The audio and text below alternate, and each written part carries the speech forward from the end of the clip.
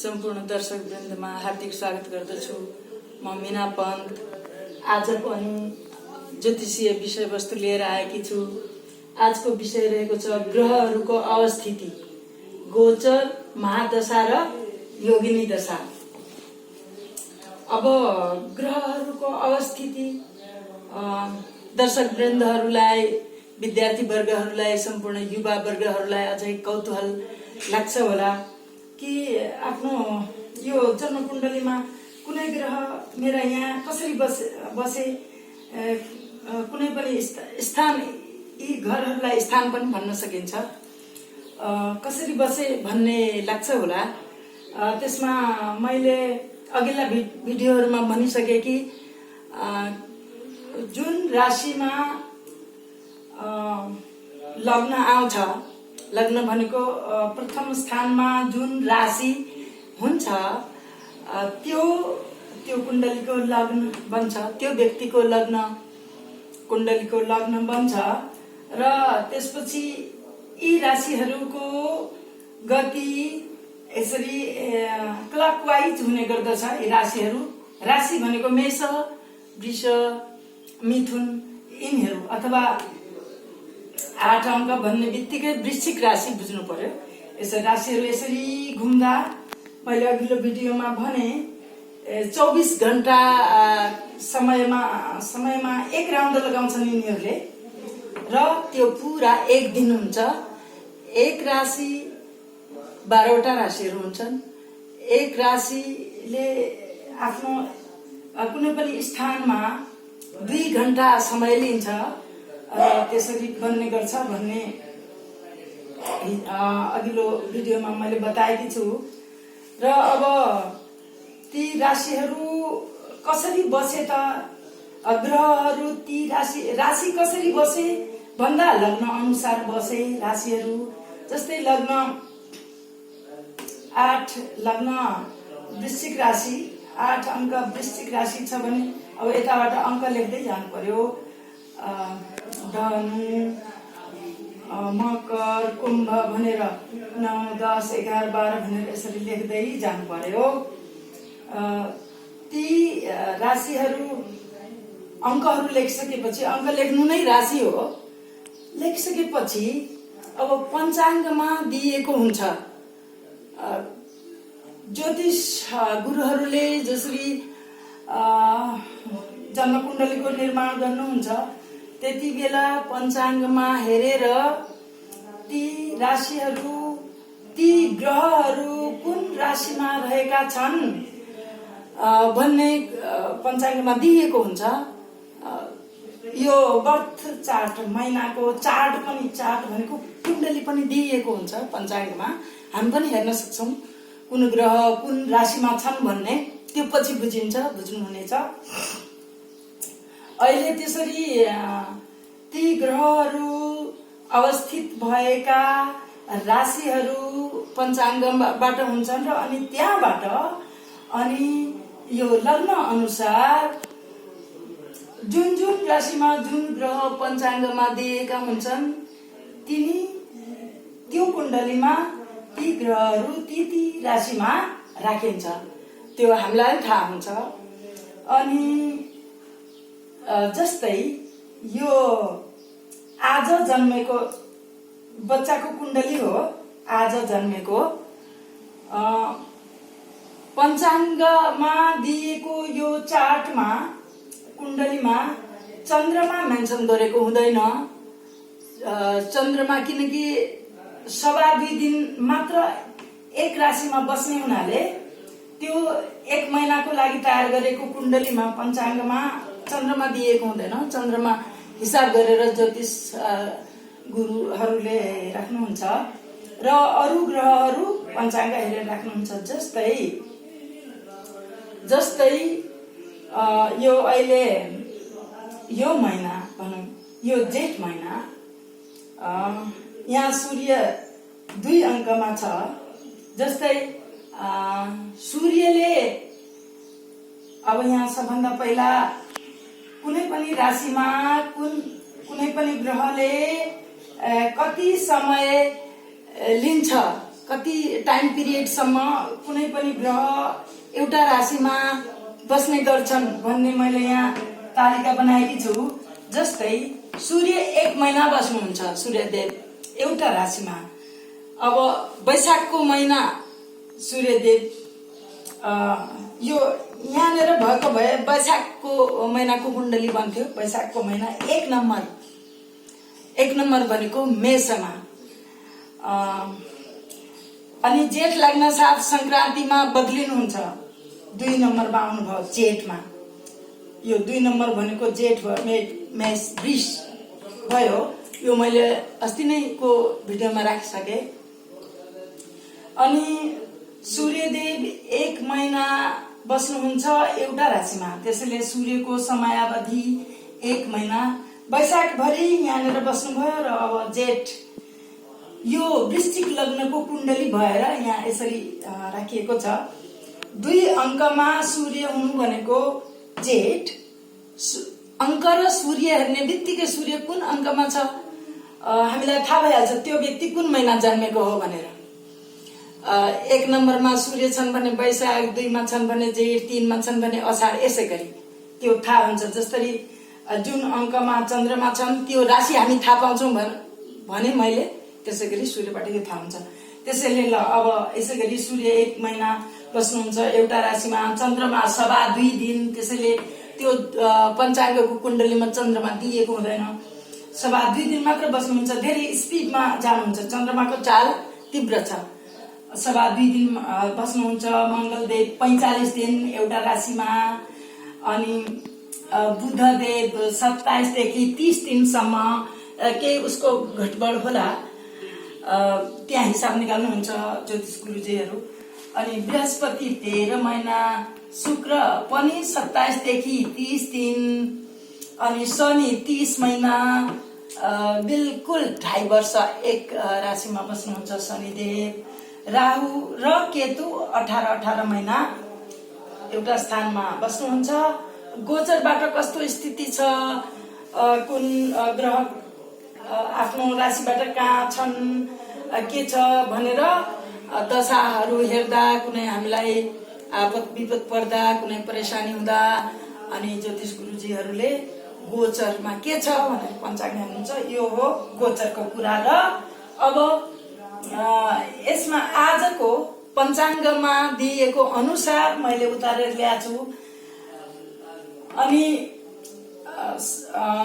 यसमा वृश्चिक लग्नबाट सुरु भएको हुनाले धनु लग्नमा हुनुहुन्छ, धनु राशिमा हुनुहुन्छ केतुदेव, मकरमा हुनुहुन्छ शनि र बृहस्पति। मकर राशि उसरी मकर राशिको आफ्नो कालपुरुषको राशिको स्थान यो हो, तर यो त लग्न अनुसार जहाँ पनि हुन सक्छ। अनि बृहस्पति पनि मकरमै हुनुहुन्छ शनिदेवसँगै। अनि कुम्भमा मङ्गल हुनुहुन्छ, कुम्भ राशिमा। मीनमा कुनै ग्रह हुनुहुन्न, मेषमा पनि हुनुहुन्न, वृषमा सूर्य र शुक्र हुनुहुन्छ, अनि मिथुनमा राहु र बुध हुनुहुन्छ।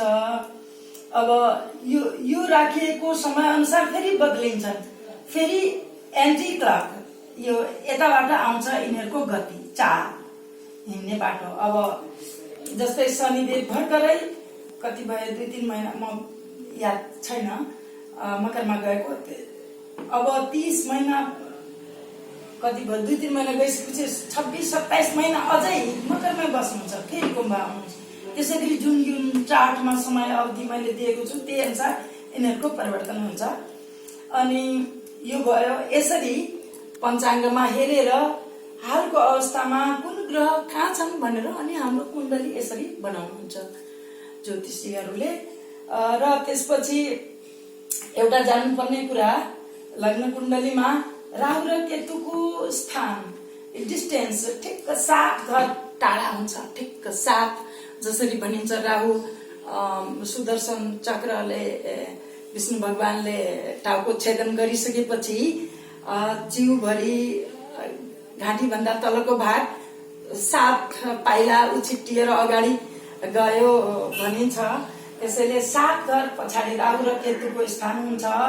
अनि धेरै जस्तो सूर्य र बुध या त एक घर अगाडि या त यहाँ या त एक घर पछाडि यहाँ एक घर अगाडि आइसक्नु भएको छ बुधदेव, बीचमा सूर्यदेव अनि पछाडि केही पनि छैन।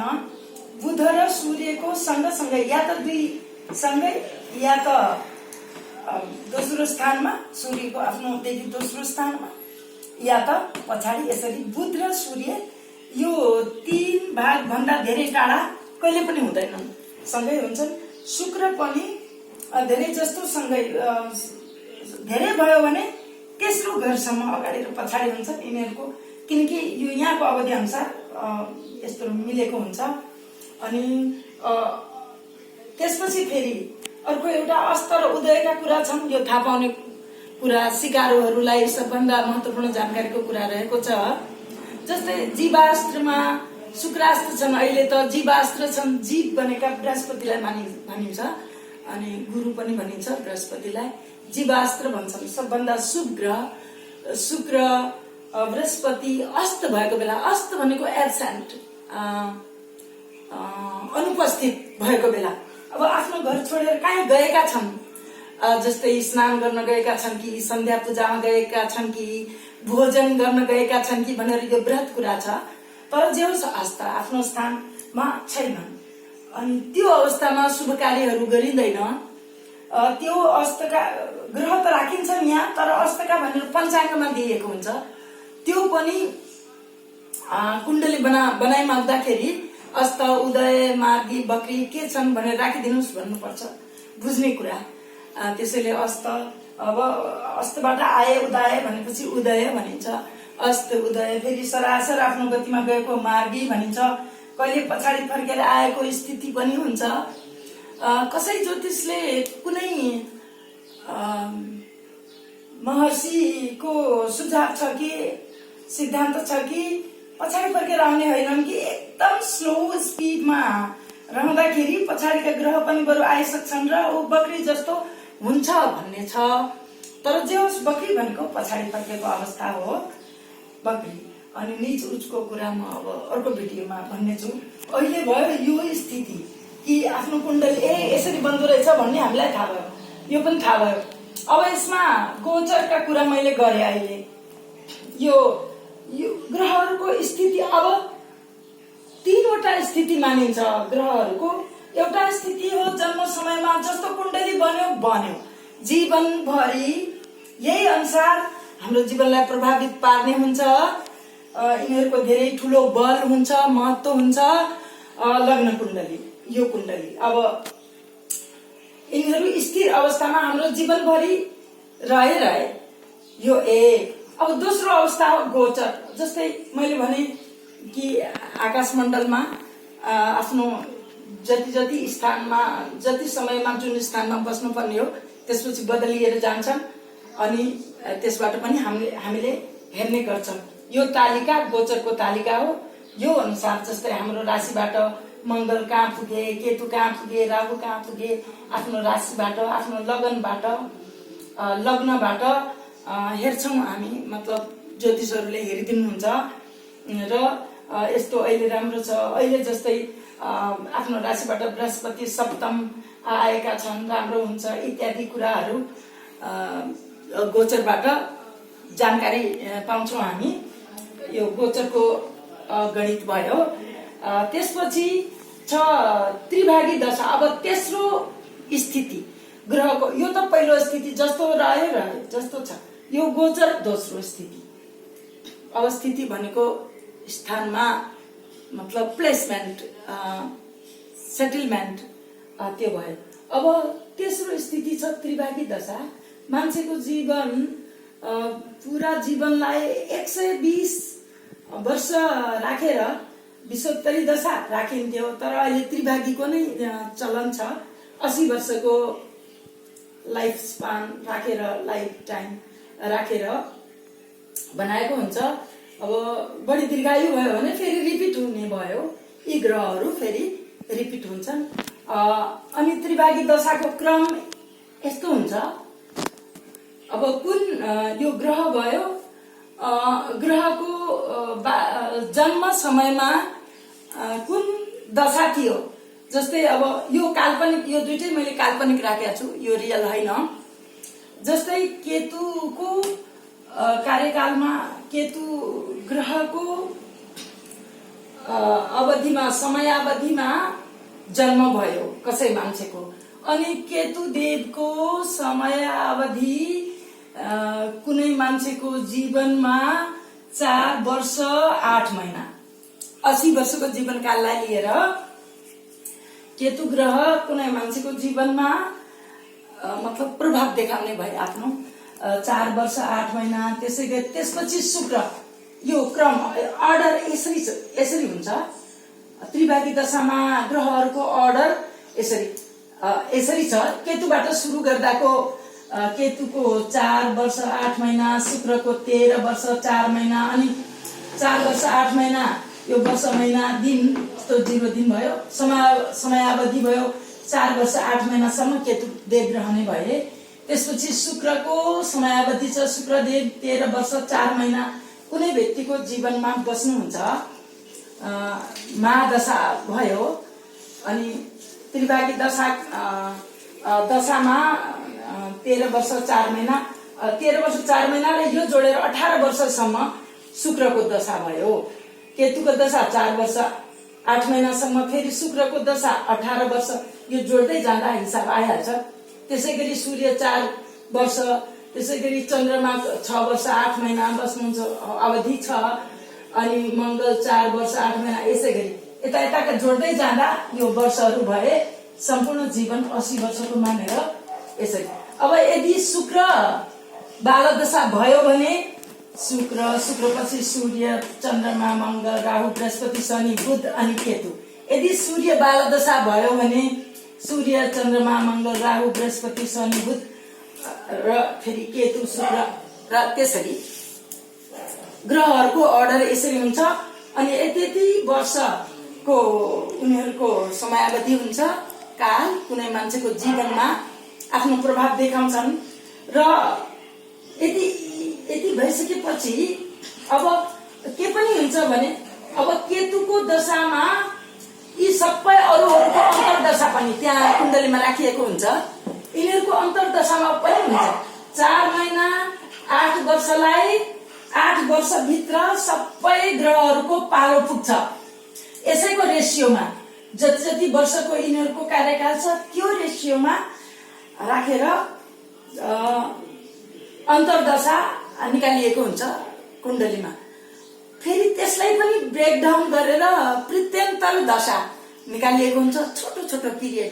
जस्तै हामीलाई ठुलो संकट आयो, हाम्रो जीवनको सवाल छ, जन्म मृत्युको सवाल छ, त्यति बेला यो अन्तर्दशा, यो त त्रिभागी दशा नै भयो, त्यो भित्रको अन्तर्दशा अनि प्रत्यन्तर दशा अनि गोचर अनि कुण्डली पनि हेरेर निकाल्नुहुन्छ ज्योतिषीले।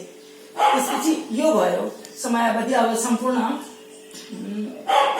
यति वर्षसम्म हाम्रा शुक्र फर इक्जाम्पल यो, अनि 22 वर्षसम्म सूर्य, चन्द्रमा 28 वर्ष, किनकि चन्द्रमाको समय छोटो छ, चन्द्रमाको पनि छोटो छ, 6 वर्ष 8 महिना। अझै मंगलको 4 वर्ष 8 महिना। यसै गरी सबभन्दा लामो वर्ष छ राहुको 12 वर्ष, शनिको पनि 12 वर्ष, बुधको रहेको छ, बृहस्पतिको 10 महिना 8, र यो यताका जोड्दै जाँदा यहाँ आउँछ तल यति वर्षसम्म मेरो यो दशा रहेछ भनेर। अनि अन्तर्दशा र प्रत्यन्तर दशा मैले भनिसके। एउटै यो पिरियडलाई, जस्तै शुक्रको 18 वर्षको पिरियडलाई ब्रेकडाउन गरेर यिनी सबैमा यिनीहरूको आफ्नो पूर्ण कालको औसतबाट अन्तर्दशा, र अनि त्यही अनुसार फेरि अन्तर्दशालाई अझै ब्रेकडाउन गरेर त्यो कार्यकाललाई समथिङ महिना दिन यसरी भाग लाग्छ, प्रत्यन्तर दशा हुन्छ। त्यो भयो। अब यिनीभित्र योगिनी दशाका कुरा पनि छन्। योगिनी दशा जन्म कुण्डलीमा उल्लेख गरिएको हुन्छ। योगिनी दशामा योगिनी के हुन् त? को हुन् योगिनी भनेकी? योगिनी भनेकी यिनै ग्रहहरू कि शक्ति हुन्, आध्या शक्ति र नारी स्वरूप मानिएको छ। नारी स्वरूपको कल्पना गरेर नामाकरण गरिएको छ। नामाकरण म अहिले नै भन्छु, यहाँ छोटकरीमा राखेकी छु नामाकरण। र कुन ग्रहसँग कुन योगिनी सम्बन्धित छन् त? योगिनी भनेकी ग्रहहरू कि शक्ति हुन्, शक्ति स्वरूपा नारी हुन्, नारीको स्वरूप दिएको छ र शक्ति हुन्। अनि यहाँ योगिनीहरूको नाम त्यहाँ छोटकरीमा राखिएको छ, चार्टमा ठाउँ नहुने हुनाले। योगिनीको नाम छ भद्रिका, उल्का, सिद्धा, सङ्कटा, मङ्गला, पिङ्गला, धान्या, भ्रामरी भनेर यति योगिनीहरू छन्, कल्पना गरिएको छ। र यिनीसँग सम्बन्धित ग्रहहरू अथवा यी ग्रहहरू कि शक्ति हुन् यी योगिनीहरू। भद्रिका बुध ग्रह कि भद्रिका अथवा भद्रिकासँग सम्बन्धित बुध, भद्रिकाका बुध, उल्काका शनि, सिद्धाका शुक्र, सङ्कटाका राहु, के अरे सङ्कटाका राहु, मङ्गलाका चन्द्रमा, पिङ्गलाका सूर्य, धान्याका बृहस्पति, भ्रामरीका मङ्गल, यी सम्बन्धित ग्रहहरू र यी योगिनीहरू हुन्। शुभ ग्रह अशुभ ग्रह पछि म बताउने छु। त्यसै अनुसार यी योगिनीहरू पनि शुभ ग्रह कि शुभ योगिनी, अशुभ ग्रह कि अशुभ योगिनी मानिन्छ। त्यसैले अशुभ योगिनीहरूको जप, दान, पूजा आदि गरिन्छ, शान्ति गरिन्छ। र यो भयो आजको विषयवस्तु। अरू बाँकी भिडियो कहिले कहिले लामो हुन जान्छ, तर पुरा हेरिदिनु होला। र अबका भिडियोहरू, अबका विषयवस्तुहरू रोचक हुँदै जानेछन्। आजलाई यति नै। यो भिडियोलाई सब्सक्राइब गरी बेल आइकन थिचिदिनु होला, लाइक, कमेन्ट, सेयर गर्नुहोला। भिडियो हेरिदिनु भएकोमा धेरै धेरै धन्यवाद। र आज म यतिकैमा बिदा हुन्छु। नमस्कार।